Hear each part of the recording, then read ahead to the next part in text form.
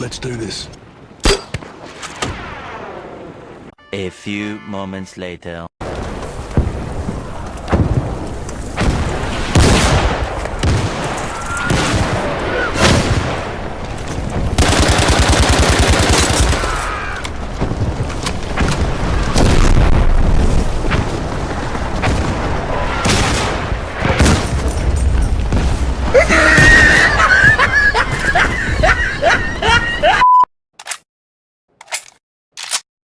Hi everyone, my name is proofSzilko, welcome back to my channel. Yes, we're back with another tutorial, and this time it's gonna be about Firestorm, the new Battle Royale mode from Battlefield 5. I know that a lot of you decided to purchase this game since it launched, and I have a lot of new subscribers from my previous tips and tricks videos and live streams regarding Firestorm.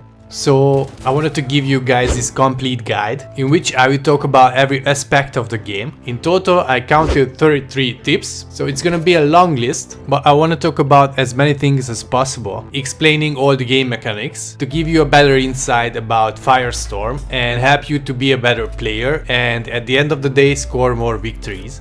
I've been recording this video for more than a week now because I wanted to give you guys the best tips possible. So the reason it took a little bit longer than usual was that I had to qualify and test all the tips you're gonna see in this tutorial. I didn't want to rush this video because I think if you're a regular viewer here, you already got used to the fact that I give you top quality tips. So I didn't want to break this tradition with a rush tutorial. I wanted to take my time to test these tips, and as you will see it in the footages in the background, while I'm gonna talk about the tips, I'm also gonna show them to you. And with these tips I managed to score 12 victories already, and it's still growing. So far I managed to win during all of my live streams, and I want to keep this tradition, and I also want you guys to develop and be a skillful player in Firestorm. So without any further ado, let's get into the guide. So coming up at number 1 position on the list, it's essential if you want to win a game, so I'm gonna start with this one. You can use the syringes to heal yourself whenever your health is lower than 150, and if you play in squads or duos, you can also heal your teammates. If you activate the healing syringes and you stand close to your teammates, you can heal them as well, and it will go up till 100%, unlike in PUBG for example. And the other major difference is that you can use your healing items while you're on the move, which gives a brand new dynamic to the game. So don't forget that you can heal yourself while you're repositioning and use that to your advantage. Tip number 2. When you switch between your weapons and your gadgets and then pull out your weapon again, your character will equip the one in the primary weapon slot. So I recommend you to put there a close range weapon, since if you want to shoot a flare in the air for example and your enemy is real close, you have to be prepared for a close range battle. Therefore having an automatic weapon in your primary weapon slot will give you these extra seconds to react to your opponents and be the winner of the gunfight. So whenever you have 2 weapons in your inventory, make sure to have the close range one in your primary slot. Moving on to tip number 3, your inventory space is limited. Having unnecessary ammo in your inventory will block the space from the ones you will need later, so don't forget to get rid of all the ammo you won't gonna use anymore. To do that, open the inventory, highlight the ammo you won't gonna need anymore, and double tap square on the PS4 controller and X on the Xbox Ones. Moving on to number 4, weapons, armor and backpack have tiers. The higher the tier, the better the item. The basic level is green, mid tier is blue, and the best one is pink. For example, the higher the weapon tier is, the more attachments and perks it has. If you open up your inventory and you highlight a weapon, you'll see all the attachments and perks under the weapon's icon, so you can decide which one fits you more. And talking about tiers, as I said, armors have tiers as well. The higher the tier is, the more armored plates it can hold. Everyone starts with the basic level 1 vest, which has to be filled up, but whenever you pick up a higher tier vest from the ground, it will come fully filled. So if you're alone in a compound you're looting, make sure to loot the whole compound before applying the armor plates. Because if you find a level 2 vest and you already use your armored plates for your previous vest, those armored plates are unfortunately lost. And the last tier I want to talk about is the backpack. The tier of the backpack won't affect the capacity of the ammo it can hold. The only thing it can affect is the amount of gadgets you can carry. Obviously the pink one will carry the most items. If you open up your inventory, you can see these slots at the bottom of it. but regardless of the backpack size, there are only 4 slots you can actively use: healing items, throwables, and plus 2 more. So be extra cautious when selecting which one you want to equip first. I usually carry armor plates in one of these slots, since if I'm in the middle of the gunfight, I can still refill my armor, and this is the most crucial one in my opinion. So in this tip, I want to talk about how to switch items in your inventory. To do that, simply open up your inventory, highlight the item you want to switch, press X on the PS4 controller, A on the Xbox One, go to the item you want to switch it with and press X or A again, and here you are, you switch your items in your inventory. I know that this can sound pretty obvious, but believe me guys, there are a lot of players out there who have hard time to figure it out, so I want to help them as well. Ammo management can be difficult for beginners. I had a hard time learning it as well, but the game will help you with that. If you switch between your weapons, the game will highlight the required ammo for that in your inventory, so that you know that if you have enough ammo for that weapon or you have to loot for more. And another inventory management tip: if you're out of inventory space and you want to pick up a new gadget, your character will automatically replace it with the one you can activate with pushing left on the D-pad, but fortunately we have a direct swap option. If you equip the item in your inventory you want to switch and then pick up the one from the ground, you will directly swap those two gadgets, which helps a little bit with the inventory management. Now this tip is a pretty useful one and it helped me a lot with the gunfights. If you have an AR in your hands, by default it's on full auto mode, but if you hold the triangle or the Y on the controllers, you can switch between single fire and full auto modes. Whenever my target is in mid-range, I switch to single fire mode, and this helps me a lot with the accuracy and hitting my shots. But don't forget to switch back from single fire mode whenever your opponent is coming close to you, so you can finish the kill without any problem. Alright, tip 11. This is when it gets a little bit advanced. Unlike in PUBG, there's no direct leaning feature in Firestorm, but if you stand close to a cover, you can use the auto lean feature. Depending on your position, you can either lean to the sides or above your cover. I just recently started using this tip and it helped me a lot with winning gunfights without taking any damage. So I can highly recommend to all of you to try to use this feature as many times as possible.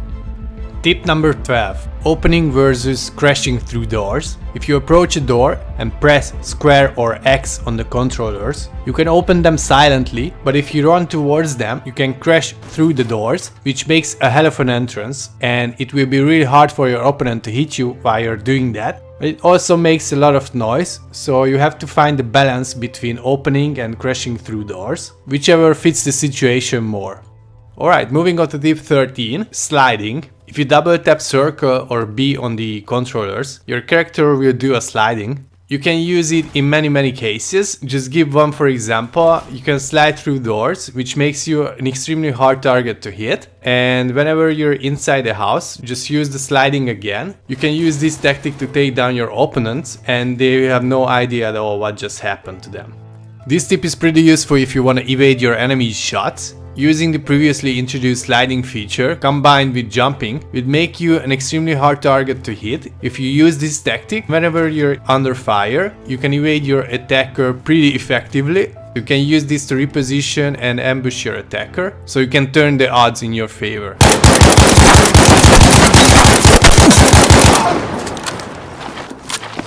During the whole round, there will be random supply drops coming from the plane you can see on the screen now, but you can call in your own supply drop. If you manage to find a supply drop flare gun, just use it whenever it's possible. If you do manage to get one of these drops, you can expect pretty good loot. I'm talking about level 3 armor, backpack and more flare guns together with more consumables as well. So whenever you have the chance, just call in for a supply drop, you won't regret it. Next to the supply drops, there are resupply points scattered around the map randomly. Whenever you see one of these is standing in the air, just go for it and try to capture the point, but be careful because other players will be notified that someone is capturing the point. They will come to you and try to take you down, so you have to prepare for a battle, and of course this is true the other way around as well. If you see that someone is capturing the point, you can feel free to go there and try to interrupt. The loot is always worth it. A much more silent way, and of course an efficient one as well, is to try to open safes scattered around the map randomly. They also have pretty good loot and no one will be notified that you're actually opening the safe. So in most of the cases no one will interrupt, but the actual opening takes a lot of time and you will lose the progress if you stop before actually opening it. So try to go for these safes whenever it's possible and you'll be amazed with the loot you can find inside. Tip 18 is also an extremely useful one. Vehicle breakouts. Vehicle breakout locations are actually shown on the map. They are these huge underground bunkers sealed with these double steel doors. If you want to go inside, you have to open both doors separately, which not only takes a lot of time, but the bunker itself will give out this alert noise to notify nearby players that someone is actually opening the breakouts. It's much easier in squad modes, but you can also do it in solos as well. You just have to be extremely careful with other players. In squads you can open both doors simultaneously, while the rest of the team can cover you. But in solos it's an extremely hard and risky process, but it's worth doing it because you will find either a heavy or a light tank inside. Its tank is usually half full together with the ammo, so you have to actually refill them. As I said, it's worth taking the time to break these vehicles out because you can find either a heavy or a light tank inside the bunker. I mean a tank in a battle royale game, so it must have worth the risk. I mean, literally, it's a tank in a battle royale game. But since we're talking about Firestorm, there's of course another way to call in tanks. If you use the vehicle flare guns, you can call in any type of vehicles, and judging by the time I already spent in Firestorm using these flare guns, I can tell that it's really 50-50% if you will get either the light or the heavy tank. So look for these vehicle flare guns, it's worth using them. It happened a few times already that I used it in the final circle and I got a light tank, and it made my job much more easier to defeat all of my enemies and take home that tasty victory.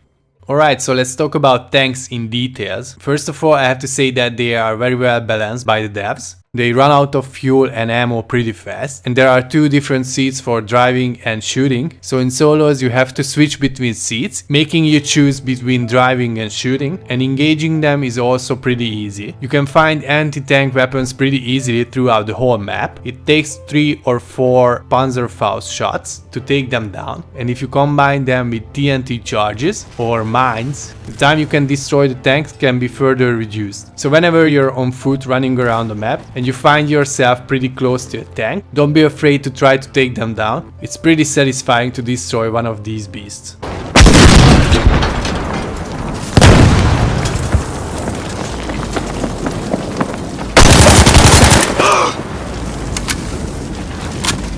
Tip 21. If there are no tanks available for you, you can have your own budget tank by towing one of these field cannons. If you take a tractor for example, you can hook the field cannon to it. By driving really close to it and hitting circle or B on the controllers, you can tow the cannon wherever you want to and use it as a budget tank to take down enemies. I can guarantee that everyone will be surprised seeing you with the field cannon attached to a tractor.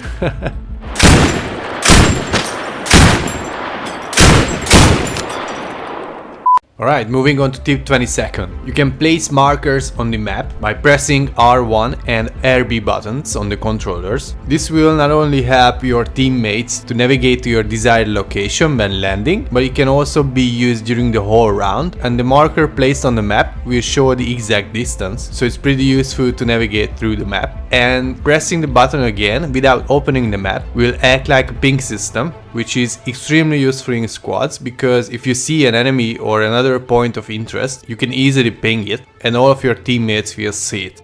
And since we are talking about landing locations, I want to share the information with you that not only the named locations have awesome loot in Hallboy, but unnamed locations can be pretty rich as well. Like take this burnt area on the map. There are a few of these locations scattered around the map, but whenever you see it, try to land close to it because the loot is usually pretty good at these locations. Plus another awesome location is this wrecked ship on the south side of the map by the coastline. During my recording sessions, whenever I landed here, I could count at least 1 or 2 enemies landing together with me. So if you land here, you can expect an early gunfight, but if you use that burnt location I showed you before, they are pretty unknown at the moment, so you can feel free to go there and loot in peace.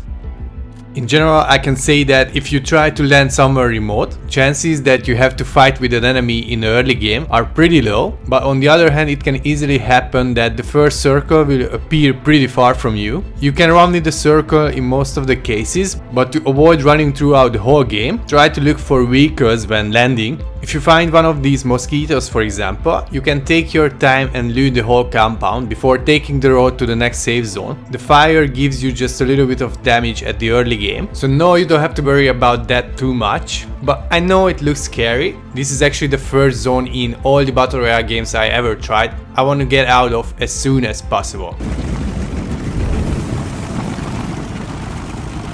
Alright, you landed, you looted, everything is good. It's time to talk about how to defend the house. At the time of the recording of this video, there are only 2 shotguns in Firestorm, but both of them are pretty OP in my opinion, especially in close ranges, like in houses for example. If you find yourself together with an enemy in a 2-story house, just go on the top of the stairs with a shotgun in your hands and use the previously introduced auto-leaning feature and blast their face off when they are about to climb the stairs. Alright, so now let's talk about the other side of the coin. What should you do when you know that there's an enemy in the house? How to attack it. I saw a few streamers who were surprised that buildings are actually destructible, so your options are basically unlimited. You can either use explosives to blast that house apart, or if you have a vehicle or tank, just simply drive through it. No enemies will be safe in houses anymore, so you just use your imagination and figure out your own way to destroy the house with an enemy inside.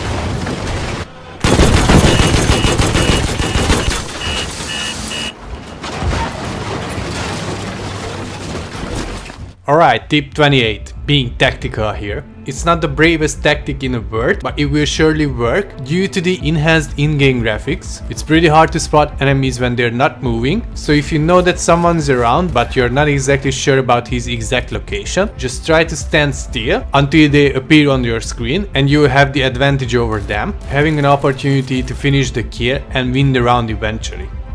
Alright, moving on to tip 29. I also saw some misinformation circling around in YouTube that you have to use camouflage suits to blend into your environment, but thanks to the Frostbite engine, your character's clothes will collect mud and snow depending on the environment, so you don't need camouflage at all. Just lay down on the ground, try to crawl a little bit and you're good to go. You'll be totally blend into your environment, so you don't need to spend real life money buying camouflage items.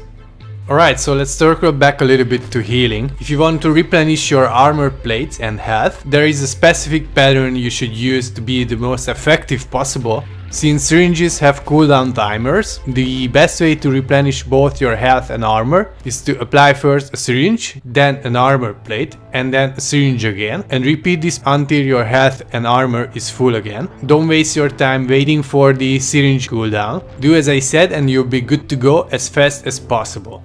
Tip 31, we are almost at the end of the list. You can use the spotting flare guns to highlight enemies on the minimap. If you shoot it to the air, it will help you to spot enemies around you. This is a pretty effective way to fight against campers and teach them a hard lesson.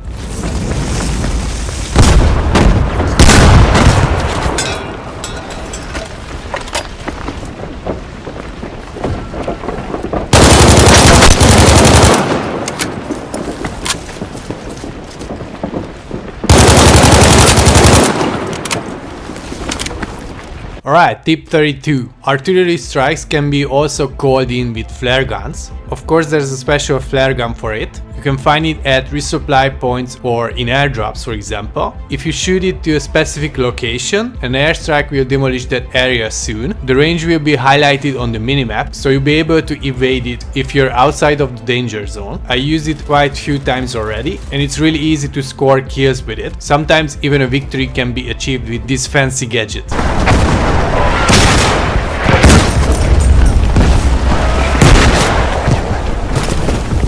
And last but not least, tip 33. I saved the best one until the end of this video. And this is, of course, everyone knows about it, the V1 rocket. It can also be called in with the flare gun. You can find it at the same locations as the airstrike flare gun. As soon as it activated, a V1 rocket will come to the location, but it won't highlight on the minimap, so you have to be careful. It has a special sound effect, so whenever you hear it, just run as fast as you can, because no one's safe within its range. And the visuals together with the sound design are just amazing. It's absolutely crazy to see one of them in action.